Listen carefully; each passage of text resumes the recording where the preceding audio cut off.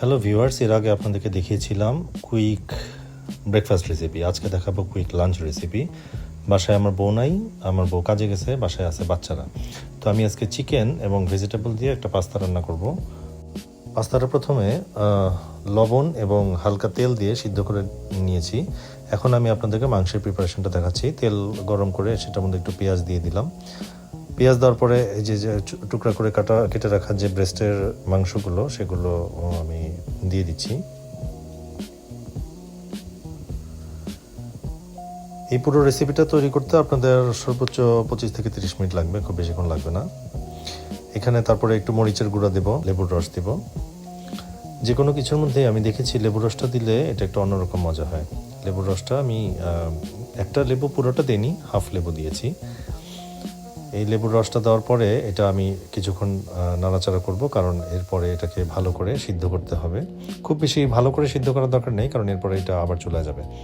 এখানে এরপরে আমি একটু রসুনের পেস্ট দিয়ে দিয়েছি। এরপরে মাংসটা হয়ে গিয়েছে। হয়ে যাওয়ার পরে এখন ভেজিটেবলস। এই ভেজিটেবলের জন্য প্রথমে তেলের মধ্যে পেঁয়াজ দিয়ে টুকরা করে কেটে রাখা পিপার অর্থাৎ ক্যাপসিকাম, এবং আমাদের এখানে পাওয়া যায় প্রায়ই, বাসা কিনে রাখি, সেটা হচ্ছে ভেজিটেবলস, ফ্রোজেন বিভিন্ন ভেজিটেবলস এবং স্প্রাউট দিয়ে আমি জিনিসটা কিছুক্ষণ আমি কুক করব। আঁচটা মিডিয়াম রাখতে হবে, খুব বেশি আঁচ রাখা যাবে না, কারণ এখানে কোনো পানি নেই।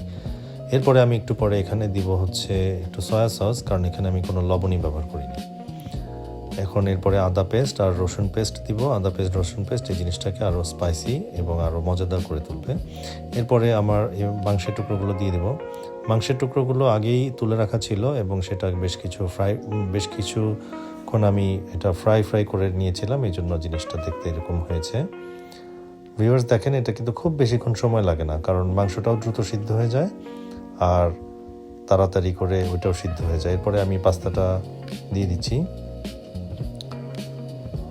এই পাস্তাটা আমি যখন দিয়ে দেওয়ার পরে এটার কিছুক্ষণ নাড়াচাড়া করতে হবে এবং ভালোভাবে মিক্স করতে হবে। মিক্সিংটাই আসল। আমি অবশ্যই এর আগে একটু আমি টমেটো সস দিয়েছিলাম, এটা ভিডিওটা মনে হয় আসে নেই।